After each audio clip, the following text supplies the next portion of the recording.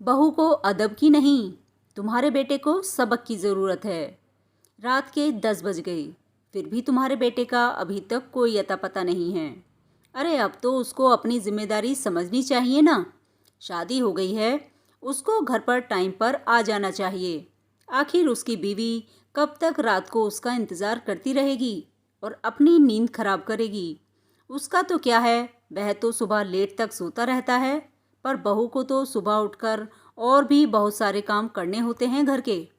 शर्मा जी बरामदे में टहलते टहलते अपनी पत्नी कावेरी को देखकर गुस्से में बड़बड़ करते हुए चहलकदमी कर रहे थे।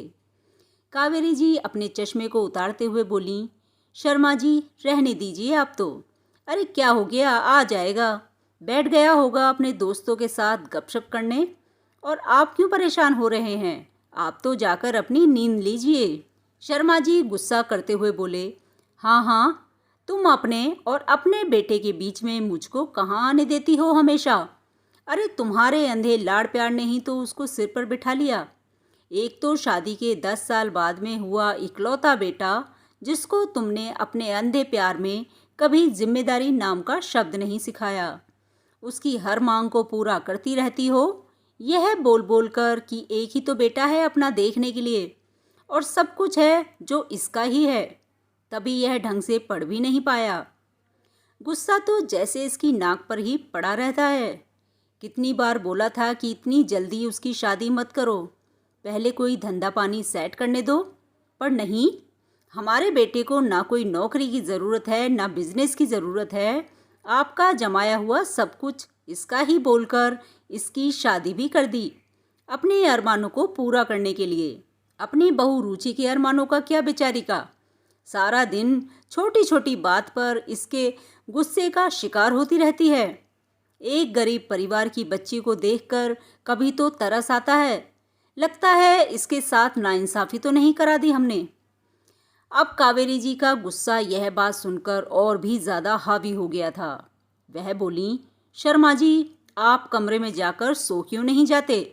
अरे उस लड़के की किस्मत चमका दी मैंने तो, उसको इस घर की बहू बनाकर।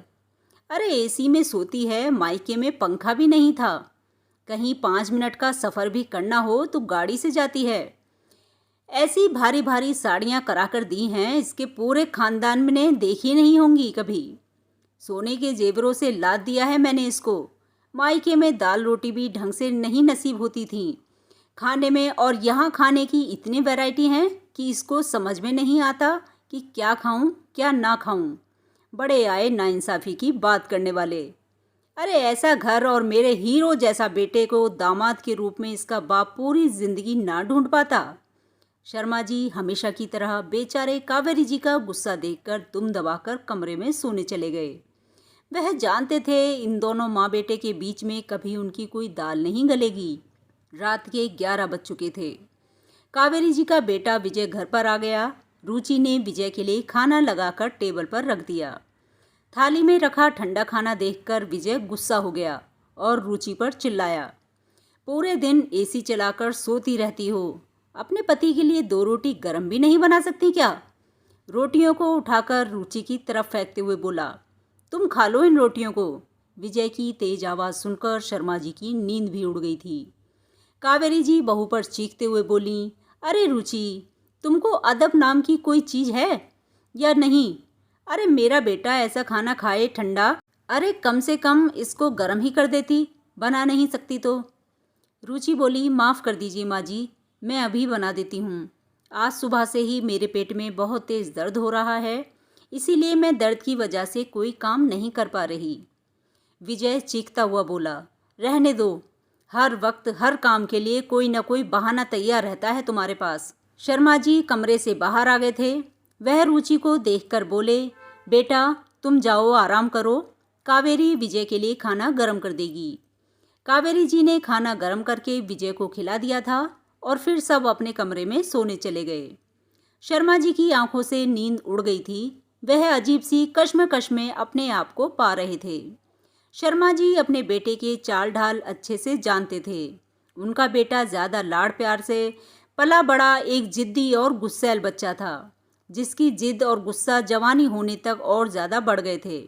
कावेरी के पास जब भी कोई रिश्तेदार आता और एक ही बात कहता, कावेरी अपने बेटे की शादी कर दे, तेरे पास कोई पैसों की कमी तो है नहीं, इकलौता बेटा है, अरे कोई भी तेरे बेटे को अपनी लड़की दे देगा। अरे जब तेरे बेटे की बीवी आ जाएगी तो देखना इसका गुस्सा और इसकी जिद थोड़ी कम हो जाएगी, वह लगाम लगा के रखेगी इसके ऊपर और इसकी हर बुरी आदत को छुड़ा देगी, देखना। अरे बेटे माँ से नहीं डरते हैं, अपनी बीवी से डरते हैं, देखना पत्नी के आते ही सुधर जाएगा। कावेरी जी के मन में रिश्तेदारों की बातें घर कर गईं और वह जल्दी से जल्दी विजय की इन आदतों को लगाम लगाने के लिए, जिन पर वह खुद कभी भी लगाम नहीं लगा पाई थीं, बहू लाने के सपने देखने लगीं और उनकी मुराद पल में पूरी भी हो गई। एक सामान्य परिवार की लड़की रुचि उनको भा गई। रुचि के परिवार वालों ने पैसे वाला परिवार देखकर रुचि की शादी कर दी। जहाँ पैसों की तो कोई कमी नहीं थी, भौतिकता से जुड़ी हर एक चीज़ थी, पर जज्बातों से जुड़ी हुई एक भी चीज़ उस घर में रुचि को नहीं मिली थी। विजय रुचि को कुछ भी नहीं समझता था, चाहे कावेरी जी सामने हों या शर्मा जी सामने हों। वह रुचि की हर छोटी मोटी गलतियों पर उस पर चिल्ला उठता था और सीधा उसकी तरफ उंगली कर एक ही बात कहता, अपनी हद और औकात में रहा कर और मुझसे कभी सवाल जवाब पूछने की ज़रूरत मत करना। कहाँ जा रहा हूँ, कब आऊँगा, तुम्हें इन सब चीज़ों से कोई वास्ता नहीं है।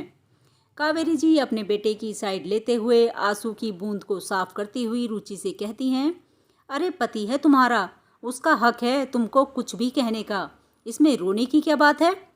रुचि बोलती, माँ जी क्या पति का हक हमेशा पत्नी को सबके सामने बेइज्जत करने का ही होता है क्या? पत्नी का स्वाभिमान नहीं होता क्या? मेरा काम क्या इस घर की घरेलू जिम्मेदारियों तक ही है? अरे जब वह बोलते हैं कि तुम्हें मेरे किसी काम से कोई वास्ता नहीं है, तो फिर पत्नी बनाकर क्यों लाए मुझे इस घर में? कावेरी जी रुचि को चुप कराते हुए बोलती, बस करो बहू, बहुत ज़्यादा बोलने लगी हो, अदब से रहा करो, बड़ों से बहस करने की ज़रूरत नहीं है। एक दिन रुचि सुबह सुबह रसोई में नाश्ते की तैयारी करने में लगी हुई थी। विजय जोर जोर से रुचि पर चिल्लाता हुआ आया और बोला, कल मैंने 50,000 रुपये अलमारी में रखे थे, वह पैसे नहीं मिल रहे हैं, पूरी अलमारी चेक कर ली पर कहीं पैसे नहीं दिख रहे हैं, सच सच बताना पैसे तुमने लिए हैं ना? रुचि बोली, भला मैं 50,000 रुपये क्यों लूँगी? विजय को रुचि के ऐसा बोलते ही गुस्सा आ गया और वह रुचि पर हाथ उठाते हुए बोला, झूठ बोलती हो मुझसे, तुम्हें तो अभी मैं बताता हूँ, अरे तुम्हारे अलावा कमरे में और कौन रहता है? ऐसा बोलकर विजय ने अपना हाथ उठाया और रुचि के मारने वाला था कि शर्मा जी ने अपने बेटे का हाथ पकड़ते हुए कहा, खबरदार जो मेरी बहू को छुआ भी तुमने, अभी की अभी पुलिस बुला दूंगा, क्योंकि मेरे कहने से तो तुम मानने वाले रहे अपनी बहू पर मानसिक और शारीरिक अत्याचार करने के जुर्म में, और जो आजकल तुम जो यह सट्टाबाजी करने में लग गए हो, ना गलत संगत में पड़ गए हो ना, उसके बारे में भी मुझे पता लग गया है। मैंने तुम्हारी बातें सुन ली थी फ़ोन पर, तुम्हारे दोस्त करते हुए उन 50,000 रुपये के बारे में। मैंने ही वह 50,000 रुपये तुम्हारी अलमारी से सुबह निकाले और अभी अभी तुम्हारे उस दोस्त को देकर आया हूँ, साथ में चेतावनी भी की कि हमारे नालायक बेटे से दूर रहे। उसकी नालायकबाजी की हद अब भयंकर रूप से बढ़ चुकी है, जिसकी लगाम उसकी माँ को नहीं, अब मुझे कसने की ज़रूरत है। गलती मेरी थी जो हमेशा माँ बेटे के थोड़ा सा कहने पर ही अपने आप को दूर कर लेता था, पर अब अपनी उस गलती को सुधारने का समय आ गया है। शर्मा जी ने कावेरी जी और अपने बेटे दोनों की तरफ घूरते हुए देखा और कहा, अब तुम्हारा बहू को कहा गया एक अपशब्द भी नंबर डायल करने से नहीं रोक पाएगा, और अपनी इन हरकतों पर भी लगाम लगा दो, वरना मैं अभी के अभी पुलिस के पास जाकर पूरा चिट्ठा खोल दूंगा। मैं नहीं देखूंगा फिर तुम मेरे बेटे हो। शर्मा जी ने कावेरी जी की तरफ देखते हुए कहा, अगर तुम अपने बेटे को बचपन से ही गलत और सही के बीच में फ़र्क सिखाती, जायज़ और नाजायज़ डिमांड में अंतर बताती, अपमान और मान सम्मान का फ़र्क सिखाती, तो आज यह दिन देखने को नहीं मिलते। आज तुम्हारा बेटा बीवी के साथ तो गलत कर ही रहा है, खुद को भी गलत संगत में डाल रहा है। अभी भी तुम क्या ऐसे ही बोलोगी कि बहू को अदब की ज़रूरत है? अरे ऐसे लड़कों की तो शादी ही नहीं करनी चाहिए। अरे जिन लड़कों को माँ बाप नहीं सुधार सकते, उनको भला एक दूसरे परिवार से आई हुई लड़की भला कैसे सुधार देगी?